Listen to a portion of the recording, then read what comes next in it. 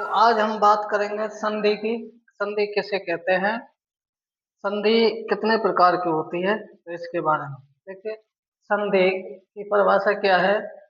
जब दो या दो से अधिक स्वर या व्यंजन वर्णों के आपस में मिलने या जुड़ने को हम संधि कहते हैं। और संधि तीन प्रकार की होती है। संधि की परिभाषा, जब दो या दो से अधिक स्वर या व्यंजन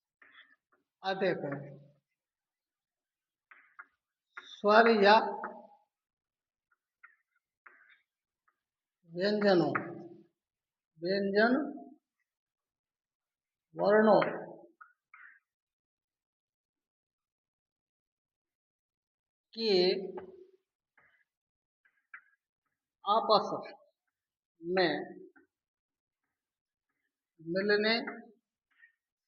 मिलने से जो परिवर्तन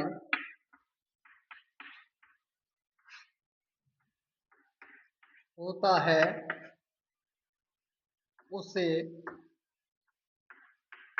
संधि कहते हैं। संधि की परिभाषा, जब दो या दो से अधिक वर्ण, स्वर या व्यंजन वर्ण के आपस में मिलने से जो परिवर्तन होता है उसको हम संधि कहते हैं। ये संधि के प्रकार। संधि के प्रकार,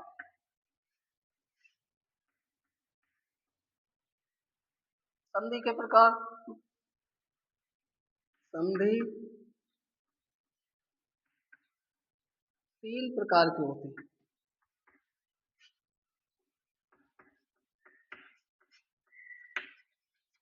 संधि तीन प्रकार की होती है। नंबर एक, स्वर संधि। नंबर दो, व्यंजन संधि।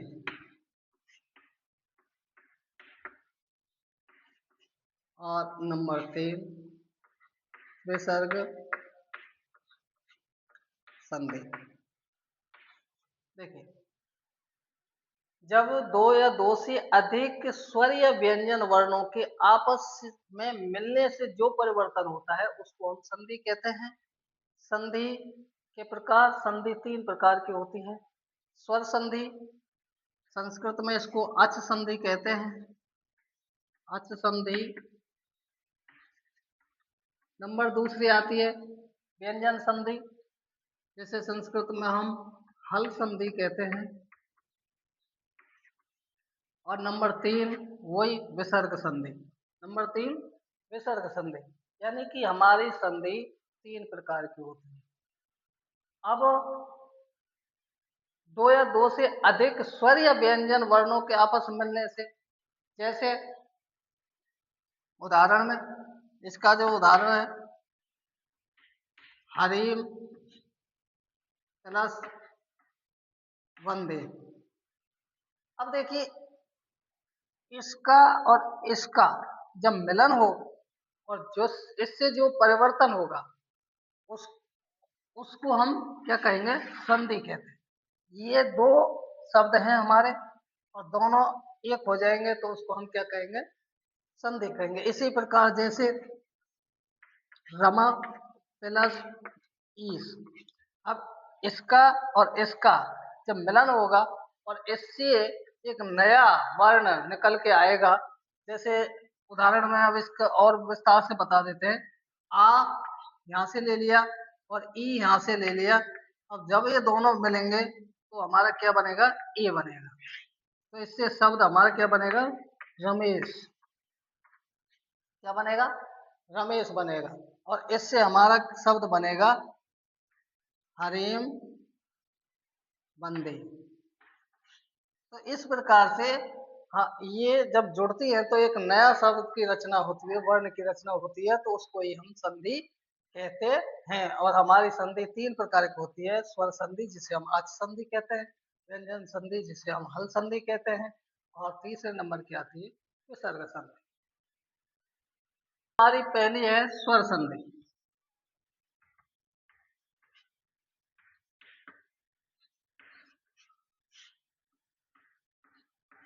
स्वर संधि, स्वर संधि की परिभाषा,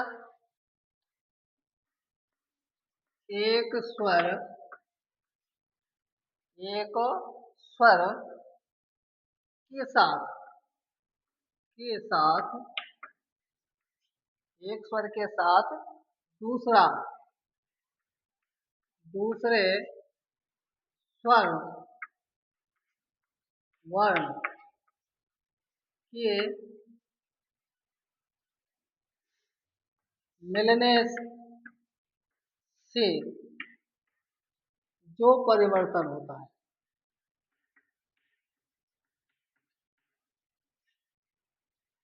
है उसे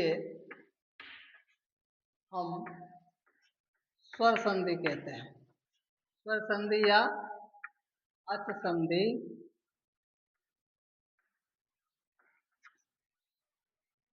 कहते हैं।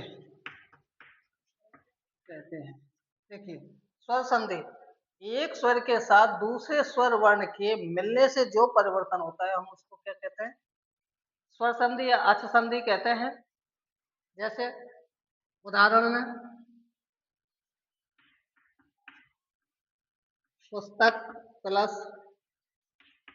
आल्य, तो क्या बना ये?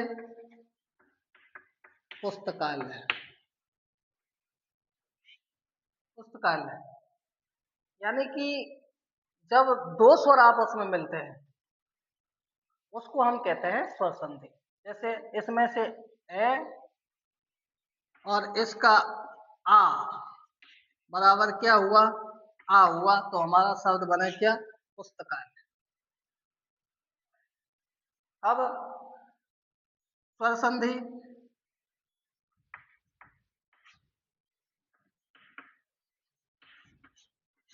स्वर संधि के प्रकार।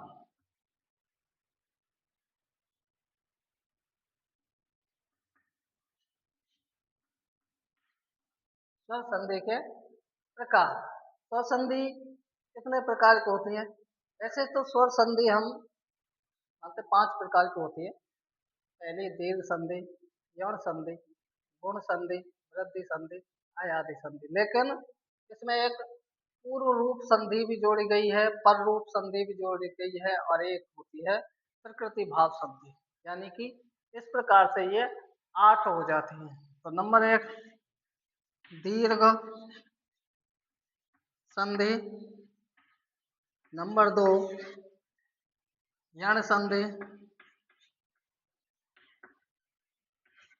नंबर 3 गुण संधि, नंबर 4 वृद्धि संधि, नंबर 5 आयादी संधि, नंबर 6 पूर्व रूप संधि, नंबर 7 पर रूप संधि, नंबर 8 है प्रकृति भाव संधि।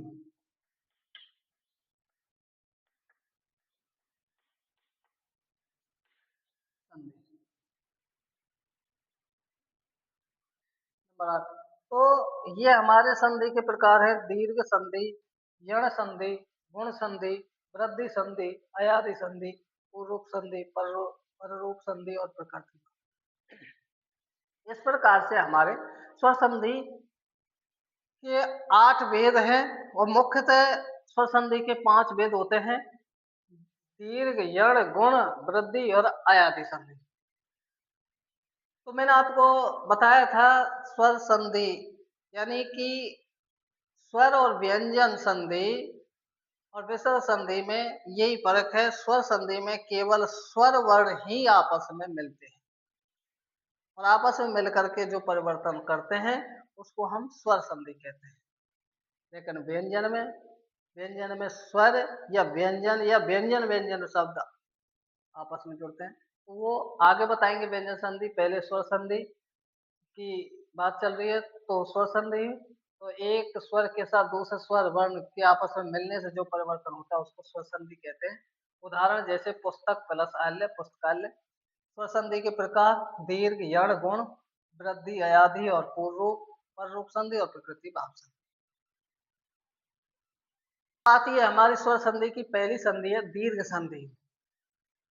वैसे तो नाम से ही पता चल जाता है इसका, दीर्घ, दीर्घ यानी कि बड़ा, छोटे से बड़े में परिवर्तन हो जाता है तो उसको हम क्या कहते हैं, दीर्घ संधि कहते हैं।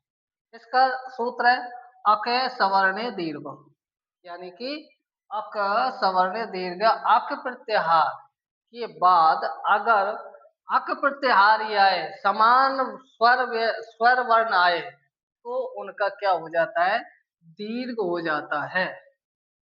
इसको ही हम दीर्घ संधि कहते हैं। जैसे परिभाषा लिखा देते हैं, ए ई उ री और लरी के बाद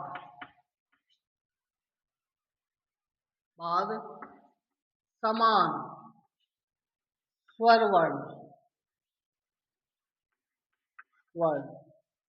आए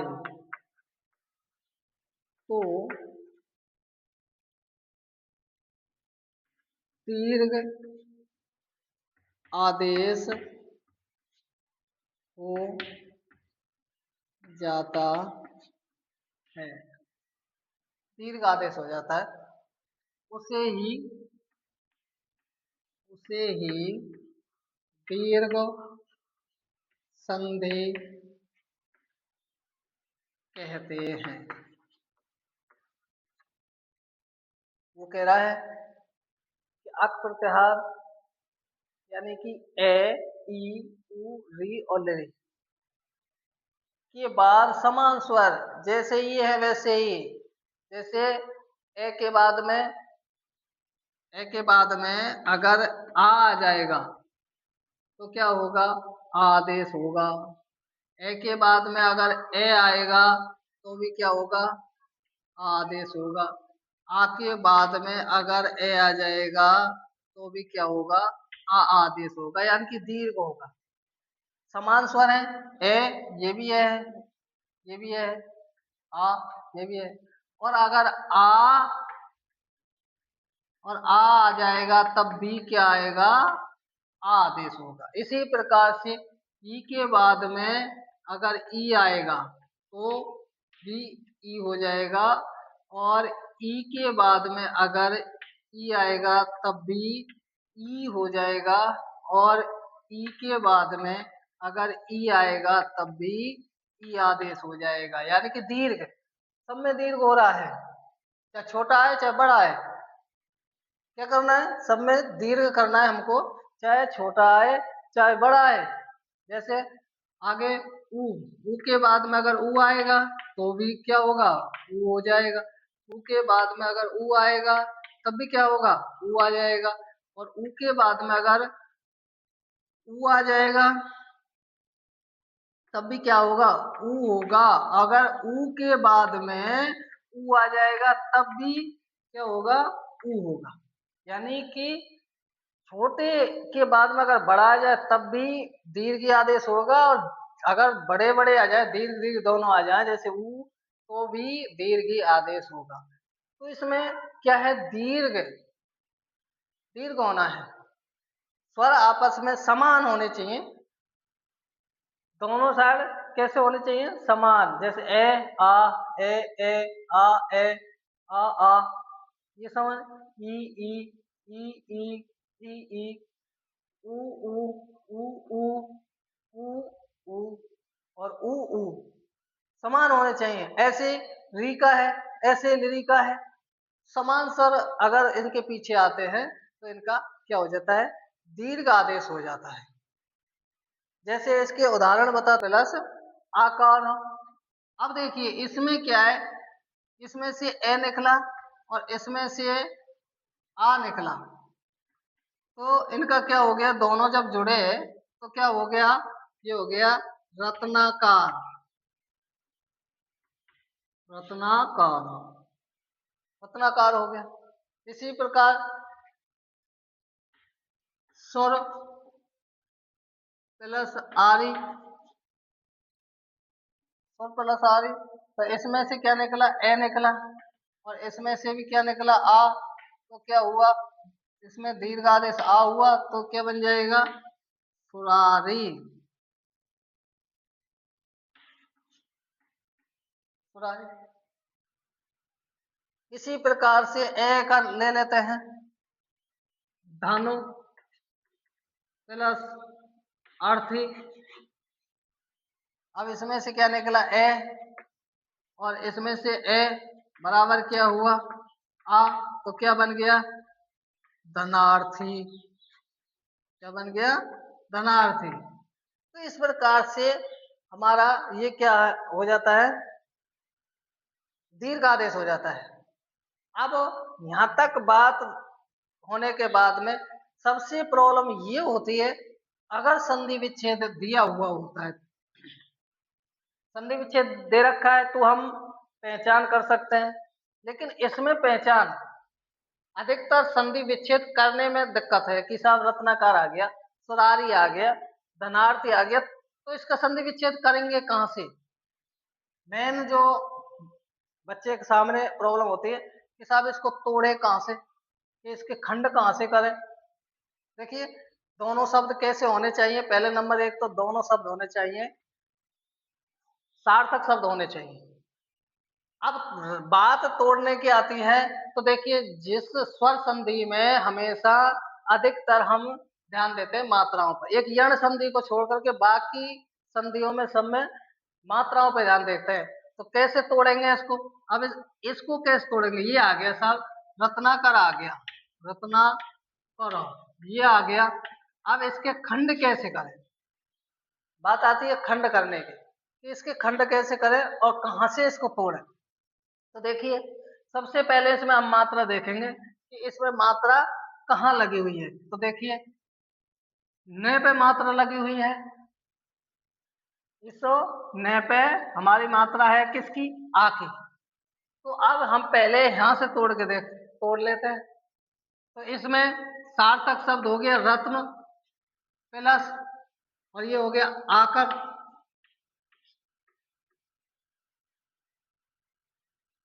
मात्रा किसकी थी, आ की, आ से हमने इसको तोड़ा तो क्या बना हमारा, रत्नाकर। ऐसे ही इसमें धनार्थी, तो धन धनार्थी है के साथ। अब इसका कैसे ध्यान करें, तो देखिए इसमें भी किसकी मात्रा है, आ की मात्रा है। जहां पर स्वर संधि में मात्रा दिखाई दे रही है अधिकतर संधि विच्छेद करेंगे तो वहां से करेंगे। जैसे धनो, ये सार्थक हो गया, प्लस अर्थी, तो क्या बना, धनार्थी बना। क्या बना, धनार्थी बना। तो इस प्रकार से हम इसको तोड़ेंगे। अब इसके बाद देखेंगे हम ई का। तो देखिए ई के जो उदाहरण है लिखा हमने, गिरी इंद्र, गिरी प्लस इंद्र बराबर क्या हुआ, अब इसमें से क्या आई, ई प्लस इसकी ई, तो क्या हो गया, बड़ी ई हो गई। तो इसको जब लिखेंगे तो क्या लिखेंगे, गिरीन्द्र। अब देखिए गिरीन्द्र लिखा गया, तोड़ने की संधि विच्छेद करने की जो वो है। अब इसमें देखेंगे मात्रा कहाँ लगी हुई है, तो री पे लगी हुई है, किसकी लगी हुई है, ई की। तो दोनों सार्थक हो जाएंगे, गिरी प्लस इंद्र। इस पे ई, इसको दो खंडों में व्यक्त कर देंगे, इसमें छोटी ई की मात्रा आ जाएगी, इसमें छोटी ई की मात्रा आ जाएगी, सार्थक शब्द बन जाएगा। उसी प्रकार अति प्लस एव, अति प्लस एव। अब देखिए ई ई जुड़ के क्या हुआ, दोनों की ई और इसकी ई जुड़ के क्या हुआ, बराबर ई हो गया, तो क्या हो गया, अतीव। क्या हुआ, अतीव हुआ। इसी प्रकार हम ई का ले लेते हैं, जैसे श्री, श्री प्लस ईस। अब इसमें बड़ी ई है प्लस इसमें भी क्या है, बड़ी ई है, तो क्या हो जाएगा, दीर्घ आदेश हो जाएगा, तो क्या बनेगा, श्रीस। क्या बनेगा, श्रीस, श्रीस बन गया। तो इस तरह से हमारी ये दीर्घ संधि होती है। अब ऊ की ले लेंगे, सु प्लस उत्तम। तो इसका अब ये ऊ और ये ऊ क्या हो जाएगा, बड़ा ऊ हो जाएगा, तो क्या हो जाएगा, सूक्तम। चले हो जाएगा सूक्तम। इसमें से ये ऊ और ये ऊ दोनों कैसे हो गया, दीर्घ आदेश हो गया, बड़ा बन गया, तो बड़ी बड़ी की मात्रा लग गई, सूक्तम। तो इस प्रकार से हम इनका वो करेंगे। री का जैसे पितृ प्लस ऋणम, तो क्या हो जाएगा, पितृ ऋणम, ये दीर्घ हो गया, री री मिल करके। तो इस प्रकार से हम दीर्घ संधि को कर सकते हैं। मैं आशा करता हूं कि आपको संधि समझ में आई होगी। और अधिकतर विच्छेद की ज्यादा प्रॉब्लम होती है कि साहब इसको कहाँ से तोड़े, तो तोड़ने की मैंने आपको बताई कि जहां पर दीर्घ संधि में जहां पर बड़ी मात्रा होती है वहां से ही इसको संधि विच्छेद किया जाता है। Thank you.